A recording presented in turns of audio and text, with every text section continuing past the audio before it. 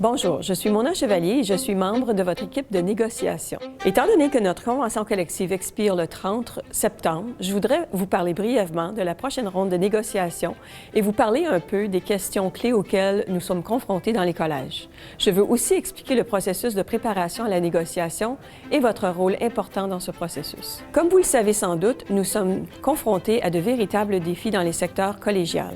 Avec le financement par étudiant le moins élevé de n'importe quelle province et les collèges prévoyant de consacrer l'argent qu'ils ont à des salaires plus élevés pour les cadres supérieurs, on demande aux membres du personnel scolaire de faire plus avec moins de ressources pour le faire. Nous sommes confrontés à des administrateurs qui tentent de privatiser notre travail. Nous voyons des entreprises d'outre-mer redoutables dans des endroits comme l'Arabie saoudite, la vente pure et simple de nos programmes à des collèges privés, ciblant les étudiants internationaux, la privatisation de fonctions essentielles comme les services de counseling aux étudiants et l'introduction de contrats avec des entreprises comme McDonald's qui traitent la formation en entreprise comme l'équivalent à l'éducation publique. Le nombre d'étudiants sur nos campus augmente chaque année, mais le nombre de professeurs à temps plein est resté le même ou a même diminué. Il y a moins de professeurs à temps plein aujourd'hui qu'il y en avait en 1989, malgré qu'il y ait 2 fois plus d'étudiants.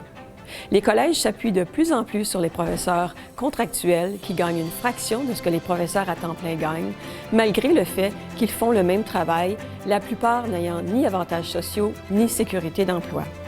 À l'échelle provinciale, les professeurs contractuels représentent 70 % du personnel scolaire. Nous constatons également que les collèges utilisent l'apprentissage en ligne non pas pour améliorer l'accès ou pour des motifs pédagogiques valables, mais comme un moyen d'étirer des budgets limités, d'offrir aux étudiants moins de soutien pour le même prix, tout en augmentant la charge de travail des professeurs. Enfin, les décisions qui influencent la qualité de l'éducation sont prises par des administrateurs axés sur des modèles d'entreprise plutôt que sur les membres du personnel scolaire qui comprennent ce qui est le mieux pour l'apprentissage des étudiants.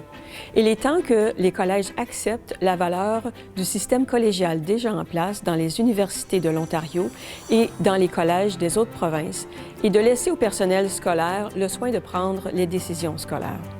Alors, que faisons-nous de tout cela? C'est là que vous pouvez jouer un rôle important.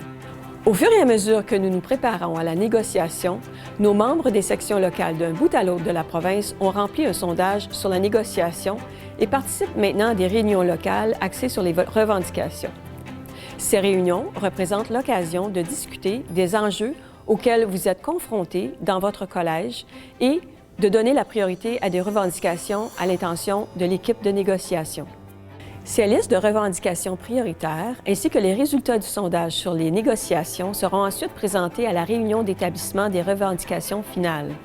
Les représentants élus de toutes les sections locales se réuniront pour choisir les enjeux principaux à aborder par l'équipe à la table de négociation. À la suite de cette réunion, l'équipe de négociation communiquera avec les membres d'un bout à l'autre de la province afin de leur fournir des renseignements et des outils dont ils ont besoin pour obtenir de l'aide dans leur collège et dans leur collectivité. Pendant les négociations, nous travaillerons avec l'exécutif divisionnaire et l'équipe du personnel du CEFPO pour obtenir les meilleurs résultats possibles. Nous travaillerons également avec les sections locales et le nouveau comité consultatif sur la négociation collective, composé d'un représentant de chaque section locale et de 8 membres à charge partielle, pour discuter et examiner toutes les revendications avant la signature d'un règlement définitif. Nous continuerons à communiquer régulièrement avec vous par l'entremise de bulletins d'information, de médias sociaux, de notre site Web et de vidéos comme celle-ci, alors que nous nous asseyons avec l'équipe de négociation de l'employeur à partir de juillet, avant l'expiration de la convention collective le 30 septembre. Ce n'est que le début. Je tiens à vous remercier d'avoir participé au processus et je veux vous encourager à parler à vos collègues dans la communauté au sujet de l'impact de ces questions importantes.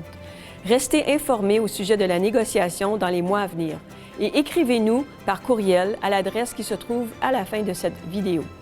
Ensemble, nous pouvons solidifier notre système collégial pour donner suite à la vision qu'il a adoptée il y a 50 ans, offrir une éducation de qualité à tous les secteurs de notre population. Merci pour votre temps et bonne chance pour votre réunion.